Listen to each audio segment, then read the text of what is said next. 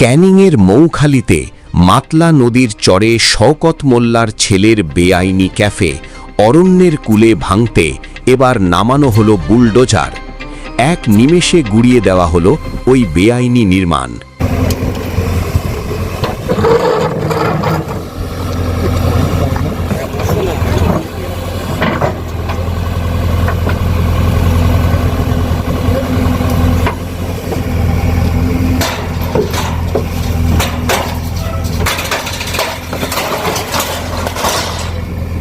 দক্ষিণ ২৪ পরগনার ক্যানিংয়ের মৌখালী এলাকায় মাতলা নদীর চরে অবৈধভাবে গড়ে ওঠা অরণ্যের কূলে নামে ক্যাফে ভাঙার কাজ শুরু করল জেলা প্রশাসন।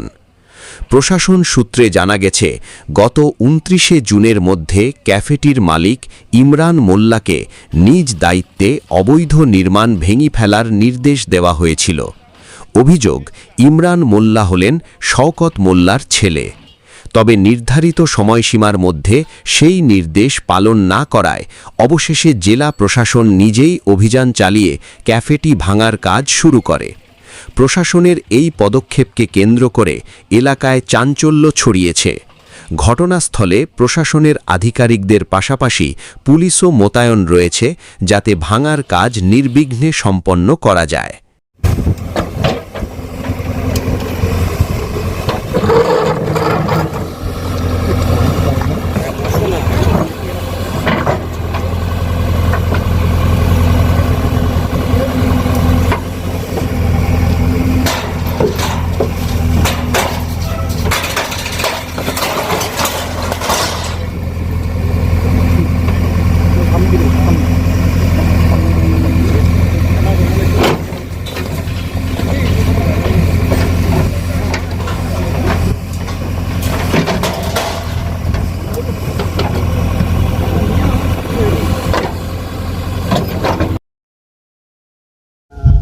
এটা সুন্দরবন একটা প্রান্তিক দ্বীপ ছিল।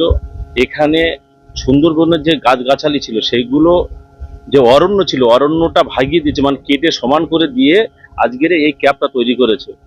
আমরা 1 জুন থেকে 7 জুন পর্যন্ত যে গাছপালা লাগাই অরণ্য বাঁচাবার জন্যে, পরিবেশ মানে সুজলা সুফলা শস্য শ্যামলার একটা পরিবেশ রাখবার জন্যে আমরা বিভিন্নভাবে চেষ্টা করি।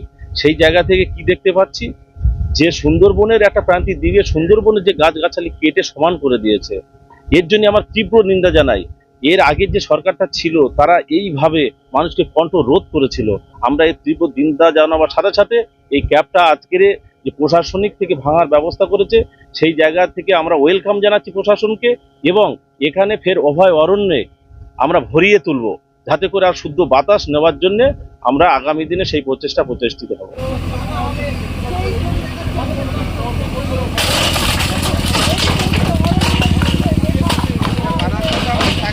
গেছিলাম, হ্যাঁ।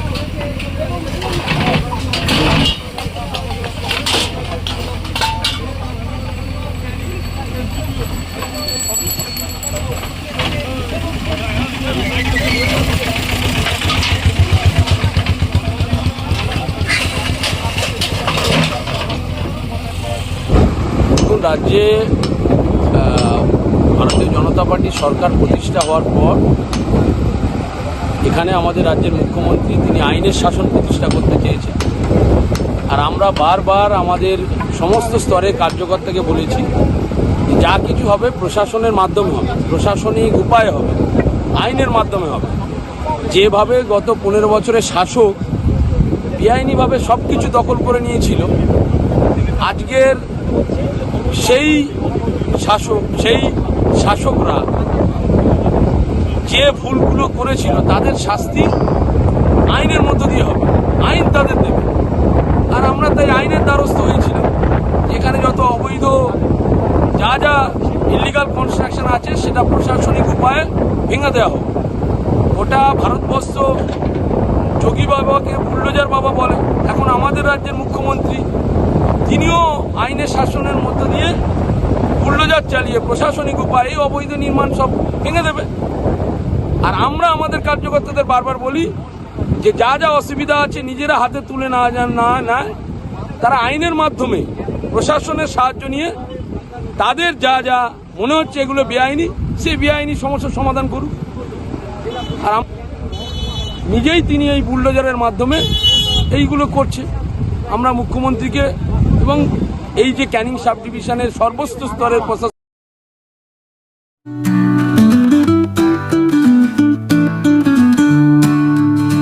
সপ্তাহের প্রতিদিন চোখের ডাক্তার মানে জয়নগর রথ কলার আইসেফ আইসেফ আইসেফ